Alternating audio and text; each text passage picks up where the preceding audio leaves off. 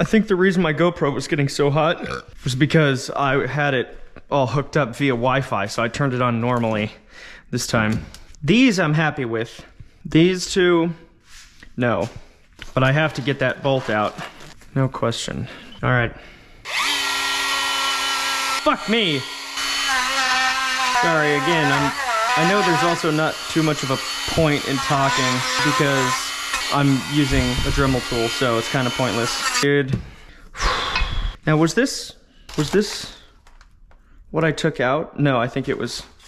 Anyway, when I get to this point, when I get the other half of the transmission in here, what I'm gonna do is I'm gonna match the two with my polishing compound, and I'm gonna spin it by hand, and then I'll clean them both again. But the idea being that not only are the surfaces brand new to each other, but then I match the two, like what I did with the valve springs, or sorry, the valves. When you're lapping your valves, it's like I'm lapping everything, which is my plan.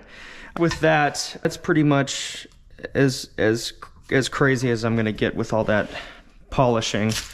I think I'll just clean up everything else, and like the actual face, use something a little more gentle, but polish it up.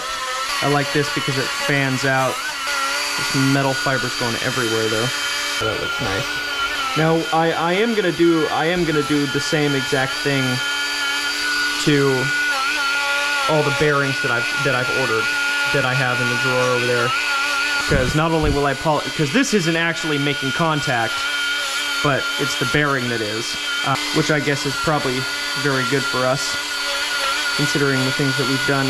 But I'm gonna do the same exact process to the bearings as well, and I'm just gonna have, it's gonna be like a mirror finish on those as well. Like I said, just the closest thing to absolute perfection. We're losing a lot of our bristles now. Not a whole lot left here. I don't really want to use it on the important parts anymore. Yeah, there's like nothing left. There's nothing left. Look at that. This one maybe? Is that brass? That's brass. There's not much left, but... And I'll polish both sides of the bearing. So the half that's making contact with this, and then obviously, of course, the half that, oh boy, I didn't see that. I'll have to deal with that one later. But everything's gonna be just absolutely perfect. Because, oddly enough, when you're talking about this kind of stuff, moving parts in an engine with a 4-stroke engine with lubrication, it's not actually, the metal's not contacting the metal, right?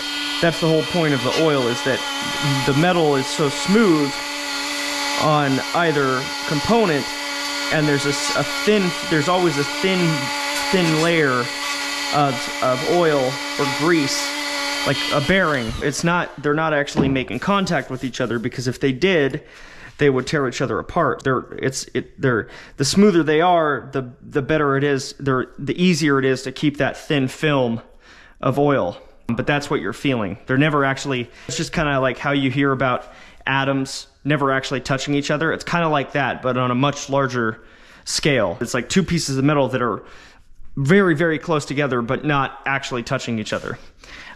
Because otherwise engines wouldn't last 10,000 miles. The importance to me of having the surface be as smooth as you can possibly get it, wait a minute, is, it's pretty obvious. Why do I see two different colors there?